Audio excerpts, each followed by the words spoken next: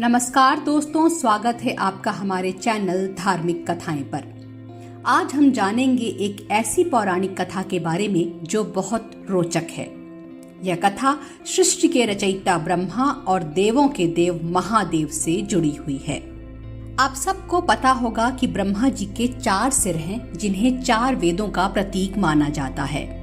लेकिन क्या आप जानते हैं कि शुरू में ब्रह्मा जी के 4 नहीं बल्कि 5 सिर थे, जिनमें से एक सिर शिव जी ने क्रोध में आकर काट दिया था। इस वीडियो में हम जानेंगे कि आखिर शंकर भगवान ने ब्रह्मा जी का एक सिर क्यों काटा। तो चलिए शुरू करते हैं आज का ये खास वीडियो।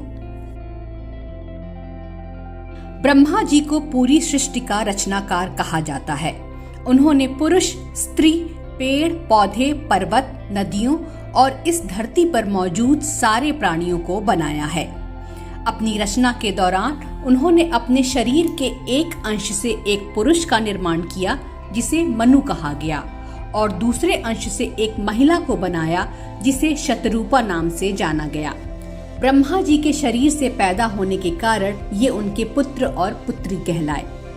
पौराणिक कथाओं के अनुसार ब्रह्मा जी को नारद से श्राप मिला था कि वो अपनी ही किसी रचना के प्रति इतने आसक्त हो जाएंगे और उस चीज की इच्छा करेंगे जो उन्हें नहीं की जानी चाहिए। माना जाता है कि इस श्राप की वजह से ही ब्रह्मा जी अपनी ही पुत्री शतरूपा पर मोहित हो गए थे। शतरूपा की रचना करने के बाद से ही ब्रह्मा जी की नजरें उस पर से नहीं हट रही थीं। ब्रह्मा जी शतरूपा की सुंदरता से मुग्ध हो गए थे। शतरूपा ब्रह्मा जी की कामुक दृष्टि को पहचान गई थी। उसने ब्रह्मा जी की नजरों से बचने के लिए बहुत कोशिशें की। शतरूपा में हजारों जानवरों में बदल जाने की शक्ति थी। ब्रह्मा जी की बुरी नजरों से बचने के लिए शतरूपा ने कई पशु पक्षियों और जानवरों के रूप धरे, लेकिन ब्रह्मा जी हर जगह आ जाते। ब्रह्मा जी की नजरों से बचने के लिए शतरूपा जब ऊपर की तरफ देखने लगी, तब ब्रह्मा जी ने अपना एक सिर ऊपर की तरफ भी निकाल दिया। ब्रह्मा जी की इस हरकत के आगे शतरूपा की हर कोशिश नाकाम हो गई। शंकर भगवान ब्रह्मा जी की इस हरकत को देख रहे थे। शिव जी की नजर में शतरूपा ब्रह्मा की पुत्री के समान थी, इसलिए उन्हें ब्रह्मा जी की यह हरकत घोर पाप लगी। गुस्से में आकर शिव जी ने ब्रह्मा जी का 5वां सिर काट डाला, ताकि शतरूपा को ब्रह्मा जी की कुदृष्टि से बचाया जा सके। इसके बाद ब्रह्मा जी के केवल 4 सिर रह गए। इसके साथ ही ब्रह्मा जी को ये श्राप भी मिला कि त्रिदेवों में शामिल ब्रह्मा जी की पूजा उपासना नहीं की जा सकेगी। हालांकि इससे जुड़ी एक दूसरी पौराणिक कथा भी है जो कई जगहों पर मान्य है।